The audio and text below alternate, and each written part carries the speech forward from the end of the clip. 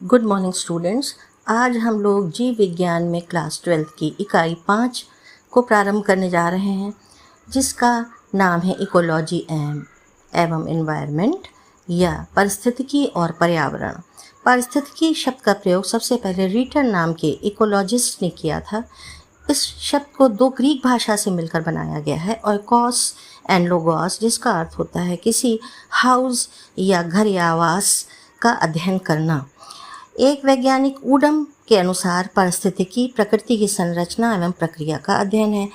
भारतीय वैज्ञानिक professor are Mishra, जिन्हें भारतीय इकोलॉजी का जनक भी माना जाता है, उनके अनुसार पारिस्थितिकी फंक्शन, फॉर्म और फैक्टर्स के बीच के पारस्परिक संबंधों का अध्ययन है।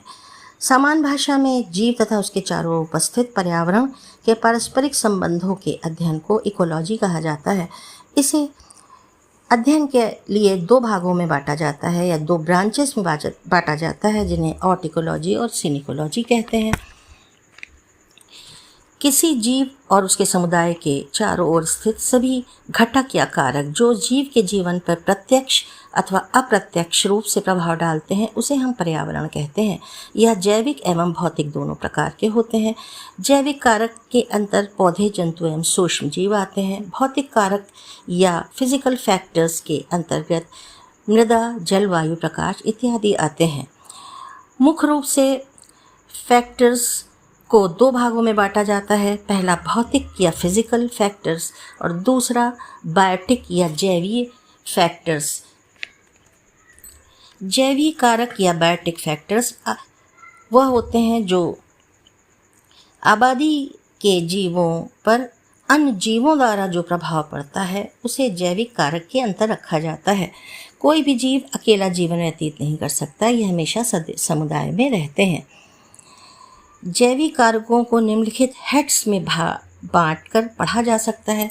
सबसे पहले, किसी स्थान पर उगने वाले पौधों के बीच पारस्परिक संबंध क्या होता है? It is the inter relationship between plants of an area.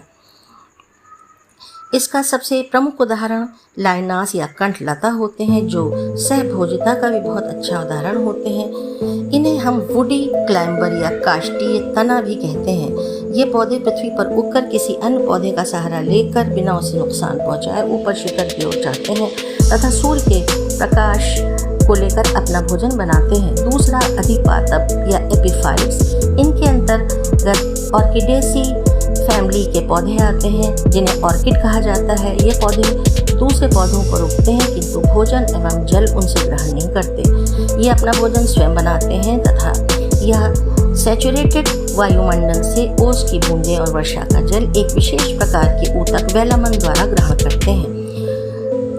तीसरा, पैरासिटिक प्लांट्स। यह वह पौधे होते हैं जो अपना भोजन स्वयं नहीं बना पाते, बल्कि अपने भोजन के लिए दूसरे जीवित पर आश्रित होते हैं। यह दो प्रकार के होते हैं, टोटल पैरासाइट्स और ऑब्लिगेट पैरासाइट्स। ये पौधे अपने पोषण के लिए पूर्णतः अन्य पौधों, होस्ट पौधों पर निर्भर करते हैं। यह फिर से दो प्रकार से पढ़े जाते हैं, टोटल स्टेम पैरासाइट या पूर्ण स्तंभ परजीवी। इन पौधों में तने से चूषक हॉस्टोरिया निकलकर पौधे के तने में चला जाता है।